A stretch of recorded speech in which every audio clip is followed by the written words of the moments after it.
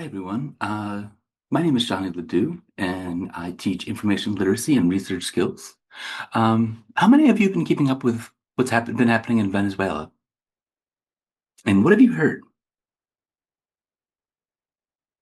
Now, I'm going to assume y'all are savvy news consumers, and you want to get informed from quote, both sides. And so you've got the Washington Post talking about post-raid celebrations in D.C., and NPR with a headline calling Maduro the head of a cartel terrorist group. Further to the right, you've got Fortune talking about Venezuela stealing its own oil, Fox calling Maduro a socialist dictator, and never to be outdone, the New York Post talking about paramilitaries hunting U.S. citizens. Maybe you want to avoid the mainstream media altogether and go directly to the politicians. Our local congressman says Maduro has fueled drug trafficking and cartel violence, and good old Bernie Sanders was calling Maduro a dictator. This all sounds pretty bad, right? So, whether you get your news from government spokespeople or cable news or newspapers, social media, even podcasters, it's all part of the same ecosystem. You know, there's this information ecosystem and it's all kind of controlled by the same people.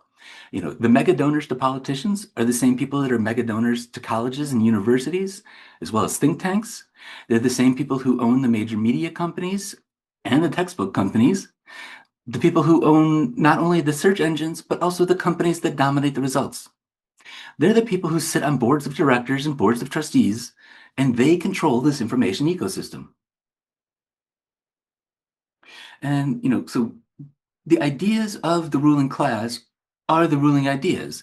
And this is something to keep in mind as we go along, and I'll circle back to it a few times. The dominant ideas in society come from the ruling class as they're the ones who own the means of production, including mental production. They own the publishers, the TV stations, the radio stations, etc. And cultural hegemony comes about when the ruling ideas from the ruling class are accepted as fact and appear to be the natural order of things. It provides the illusion that the ruling class and common people have shared interests.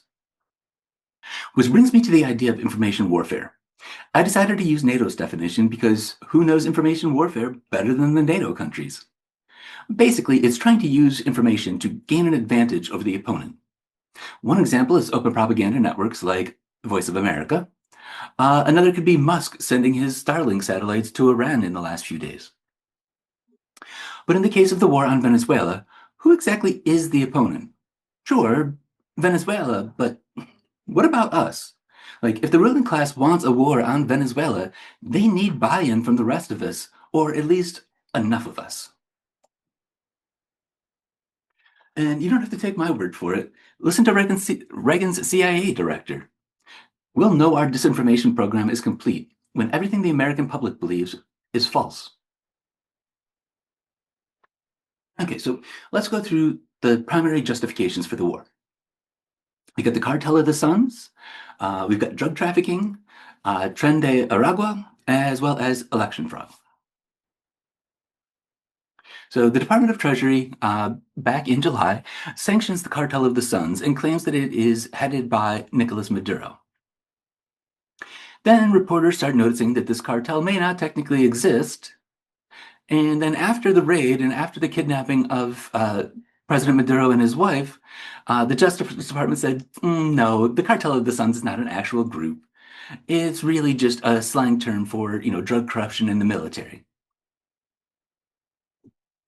So we can cross that one off. But what about just general drug trafficking? After all, here's the New York Times opinion columnist Bret Stephens taking a break from cheerleading genocide to assure the American people that the regime, ooh, scary word, that the regime is deeply implicated in the drug trade. He then quotes the most careful analysis he knows of, a report from the Insight Crime think tank. And who funds this surely impartial think tank?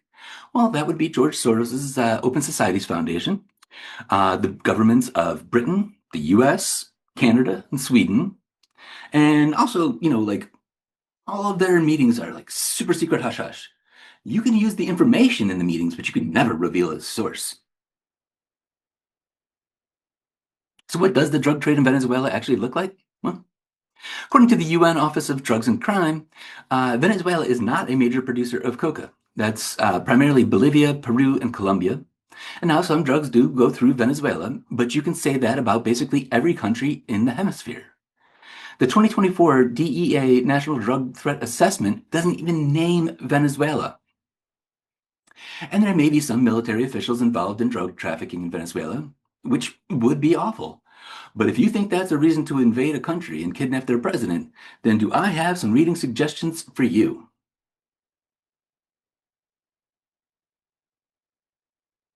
Okay, so I think we can basically cross that one off. So up next, let's take a look at Tren de Aragua.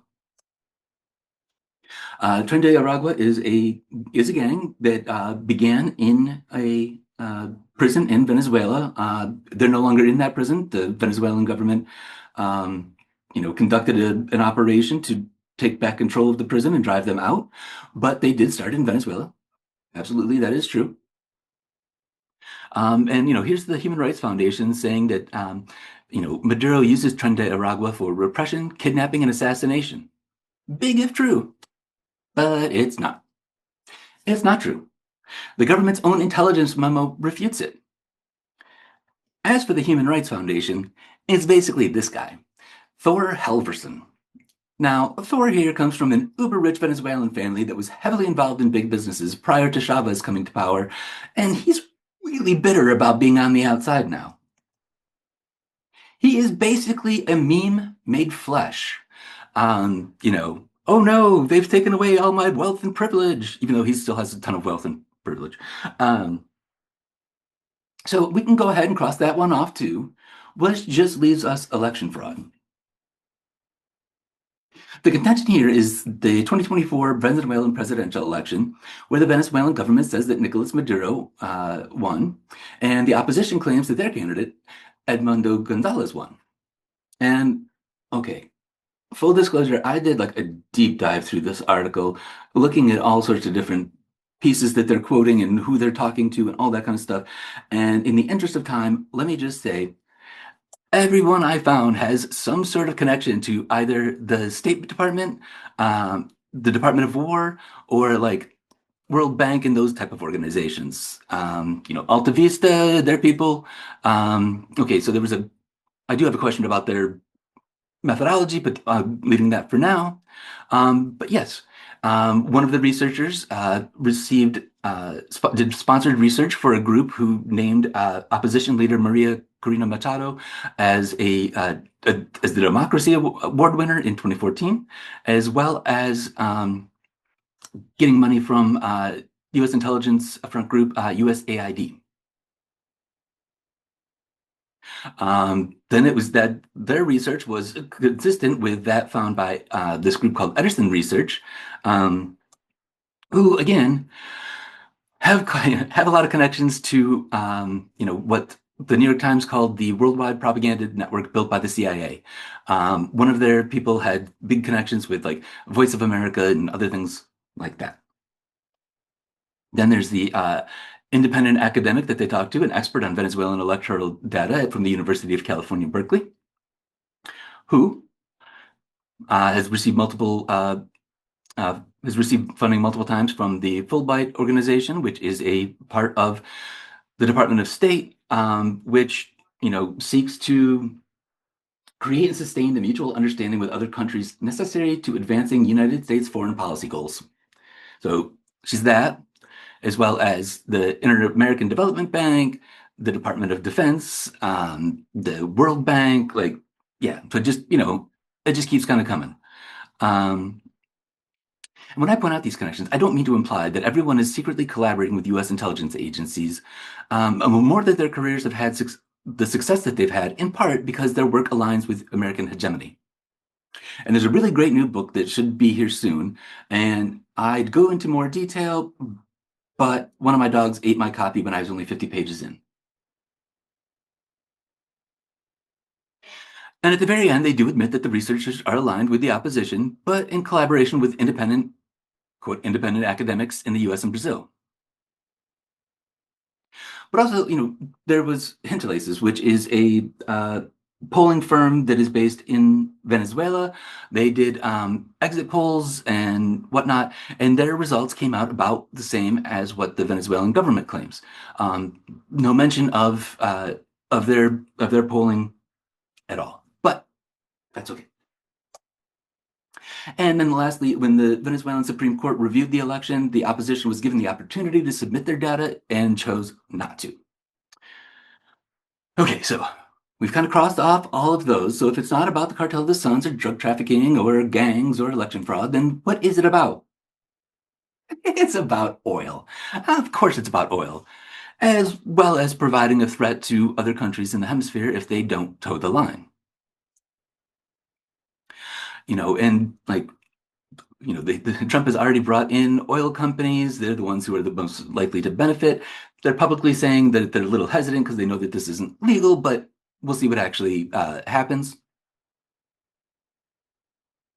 As for Trump, he's very open about wanting to take the oil, even claiming that it will end up paying for itself. And for those of us old enough to remember the invasion of Iraq in 2003, that is going to sound eerily familiar. And the Venezuelan opposition is openly saying it's about the oil. Maria Corina Machado's whole case is, put me in charge and I'll make you and your friends even richer. But just saying like we want their oil and we're going to take it and no one can stop us it's uncouth. Although that is the argument Stephen Miller has been making.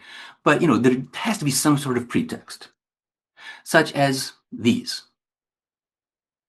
Or these, you've got Joe Biden lying about beheaded babies to greenlight a genocide, Colin Powell at the UN talking about Iraq's non-existent WMDs, even the Gulf of Tonkin incident that lied us into Vietnam, or the explosion of the USS Maine as a pretext to take Spanish colonies in the Caribbean, and eventually the Philippines.